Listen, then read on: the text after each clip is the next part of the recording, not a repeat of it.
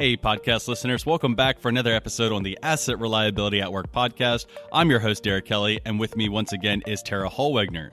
In today's episode, we'll be speaking with Robert Bendetti, who is the Senior Vice President and Chief Financial Officer at Lifecycle Engineering. Robert is joining the podcast today to offer up his wisdom on how best to approach your financial officer to take your great idea and turn it into an approved project within your plant. Now let's get the conversation started with Robert Bendetti and the 5 actions that will get your bean counter's approval. Podcast listeners, let me just tell you, I can speak on behalf of both Tara and myself. We are extremely excited to have Robert on the show for a couple reasons. One being, Robert is an extremely intelligent individual, so much that he has these really smart jokes that I just don't understand because I don't think I'm at that level. But second off, he is just very passionate about his profession, and anything that you've ever had a conversation with him about, it translates across that conversation, and you really feel he just loves what he does. So really quick, a little bit of background on Robert. So prior to joining LCE, Robert's professional experience includes just such a diverse background of experience. And so we're talking engineering and applied technology, textiles, logistics, aerospace, consumer packaged goods, hospitality, so much. I mean, he's done so much, and it really translates across to today.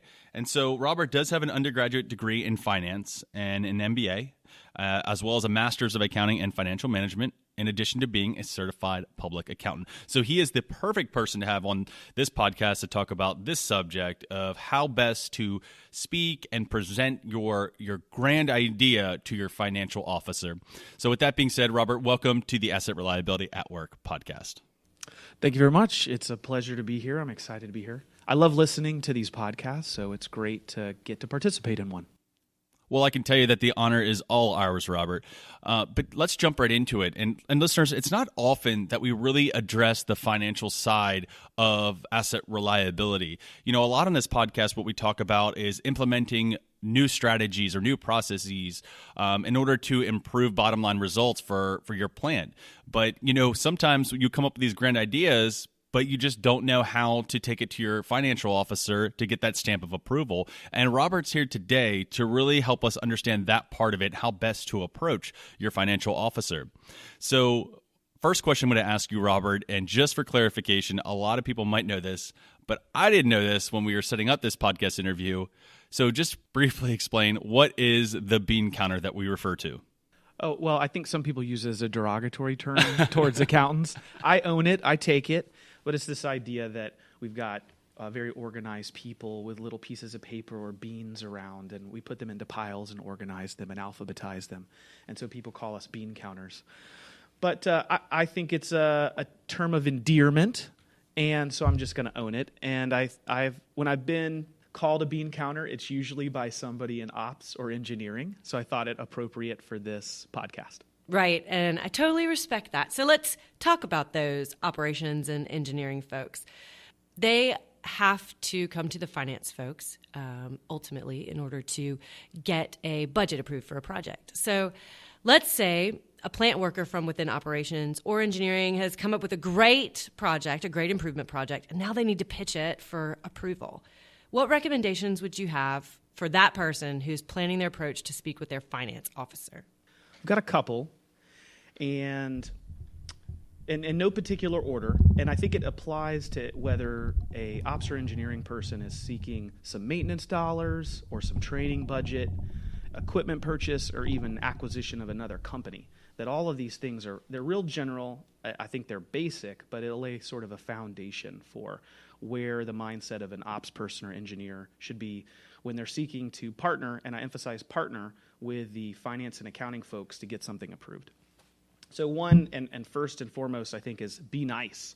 I think that's often forgotten or not focused on by the ops and engineering folks. They're busy. They have multiple things they need to be doing, and I think that sometimes they just forget those basic principles we all learned when we were reading How to Win Friends and Influence People, that it really does make a difference if you will smile. If you can remember the name of the finance or accounting person that you're working with, you show some interest in them, build a rapport. That is the first gatekeeper in many companies to get something approved. So be nice. Don't just walk down the hall and knock into them. Actually try to build a rapport. It'll go a long way. And another idea I had for the ops and engineering folks when they're putting together justification for their project is to highlight safety, regulatory, compliance issues. If it's appropriate to the project, then highlight that, note that, include that in your justification. Okay, but really quick, so I just read an article recently, not too long ago, that the more a proposal includes something around environmental or energy improvements, the more skeptical financial folks become. Is that true? I think it is, but I think part of it is a misunderstanding of financial and accounting folks. We're going to first focus on show me the numbers. It doesn't mean that the safety, regulatory, and compliance is not important, but we're always going to go there first. So I think most people think that's the only thing we care about. Well, I don't even want to include any sort of safety aspects or that there's a compliance or regulatory component to this or environmental, like you said. Just because we're going to go to the numbers first doesn't mean you shouldn't include the others. I believe that there's a component of all these. I think there is a financial component, even to the environmental, that there's a cost to compliance, but there's both benefits and costs. And just saying, identify all of that, include all of it. So be nice, strike up that partnership with your financial counterpart, highlight regulatory benefits, show me the numbers, and what else?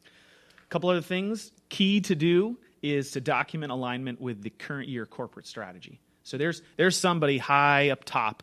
He or she has identified what the corporate direction is for your firm, and there's probably a number of things that are the key things that the company should be focusing on in the new year.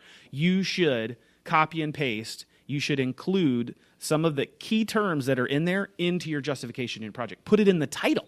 Somehow, like we've all seen these bills that Congress passes, and they have these amazing titles. Who knows what's in the bill, but you just want to pass it. So it's like, roads for children getting to school, and we're going to save the world. Act, right? Oh, I got to vote for that, right? Well, put the key word that is in the corporate strategy in the title, put it in the intro, put it in the closing, put it in the justification. Fourth, I think, is important. If at any way at all, the project that you're working on impacts sales or production of goods to be sold, you need to partner with the sales folks. Connect with the sales folks on any of these revenue-generating projects. Get their alignment, get their interest. Sales folks are excellent communicators. They will constantly annoy everyone that's in the approval process to get something approved if you connect with them. If you engage with them, hey, I've got your project. I'm working on it. I think it's a great idea. Here's the project number. Here's the title that I've worked up.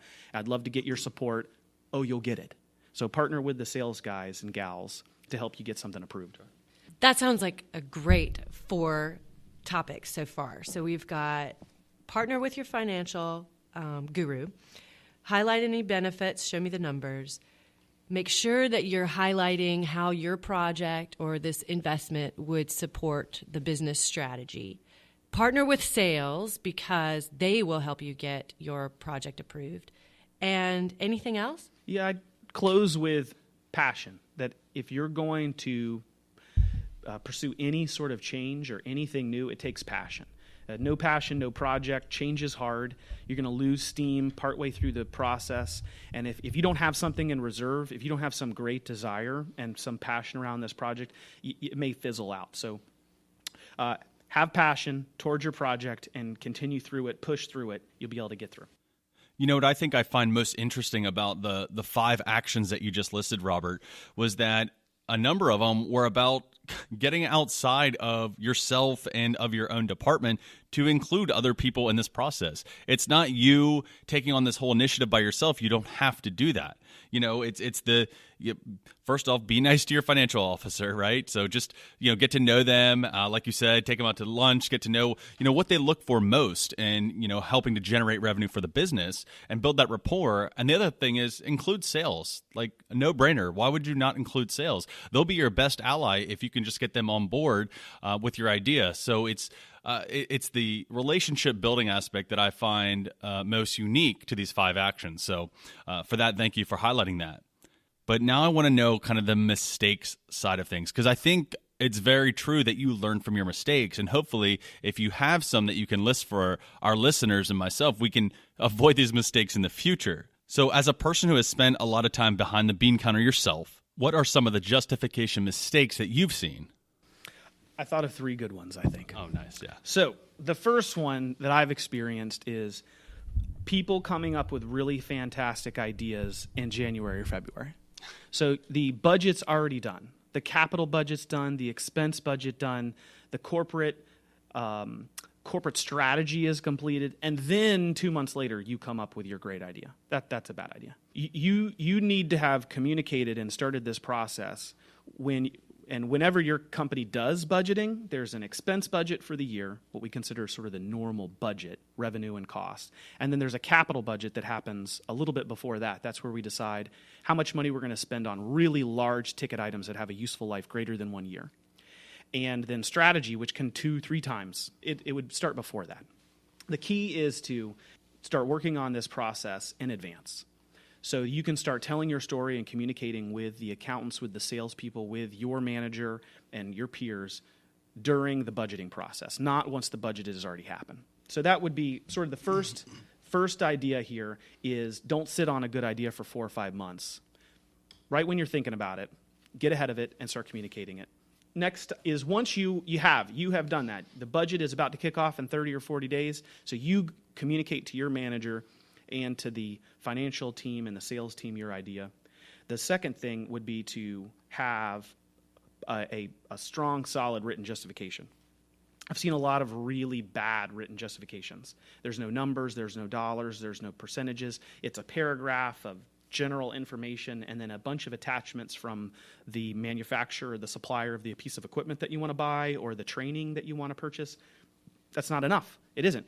You wouldn't bring that to your partner and say you want to buy a car or a house, but you're going to ask your company to spend $1 million, $10 million, $100 million. It's not going to work. And if that's not your forte, if written justification is not your strength, well, then partner with somebody in your company who does have that strength. It may well be the accountant, the financial person that you work with. What better way is there to get them on board than to have them help you write the project? Wow, I think you've given us such a strategy for how you can partner with other departments in your organization in order to get an improvement project that's important to the business and important to you passed and approved. So now that we've talked about the mistakes, how about some examples of where folks have been very successful in submitting and getting their project and their investment approved? I've got 3 that I've experienced, and I thought, wow, these people did a fantastic job doing it right. One is I worked with a guy at Hormel who wanted to purchase a very large and very expensive piece of equipment, salesperson, and he wanted to be able to provide this product to his customers.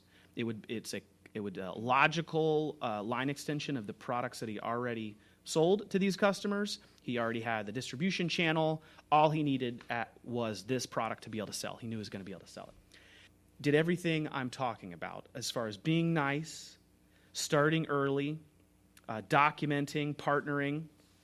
Took me out to lunch, remembered my name, told me this how this is going to work and help not only the plant but the division and obviously himself. I just thought that, and so I described this to ops and engineering folks is sell these projects like you're a salesperson.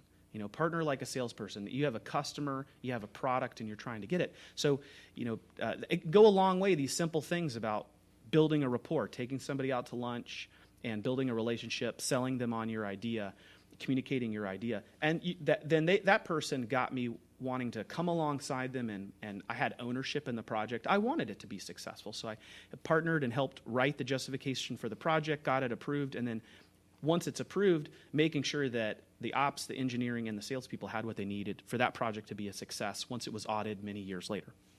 So I recommend that as a success story. Think like a salesperson. Okay, really quick. I just want to ask one quick question. So I was writing down all the notes from everything you had just said, but I didn't catch the restaurant that he took you out to. Oh, I don't remember. It would have been a frugal. It was a frugal. It was something reasonably priced. It wasn't expensive. Yeah, don't take an accountant to an expensive restaurant. Okay, perfect. Yeah. That makes sense. You do have to pick up the check. Yeah. But I did, when I was writing down my notes, hear you say something about not forgetting about your submission and when it was approved. Just because you got your project approved doesn't mean that you can't keep communicating on what good has come from that investment that the company made, right? Oh, absolutely. Yeah, getting the project approved is just the beginning. Whether it's training dollars, it's maintenance dollars, or it's a new piece of equipment, getting it approved is just the beginning. It's the beginning of the process. Okay. And so by having that alignment of the finance or accounting folks plus sales and ops and engineering, everybody's working together. They want it to be a success once the dollars have been spent. And to build on that, I think that transitions to my second success story is the idea of getting everybody involved. When I worked at Lockheed Martin, Six Sigma many years ago was very important to the organization. It was part of the corporate strategy. It was very important to the VP that I worked under. And so he wanted everyone trained in the principles of Six Sigma, at least at a green belt level. And so the training was important to him, so he got everyone involved. Every person from maintenance, operations, engineering, finance and accounting, contracts, everybody had to participate in the training. And I think that's really important, is especially around training, you get common vocabulary, common alignment.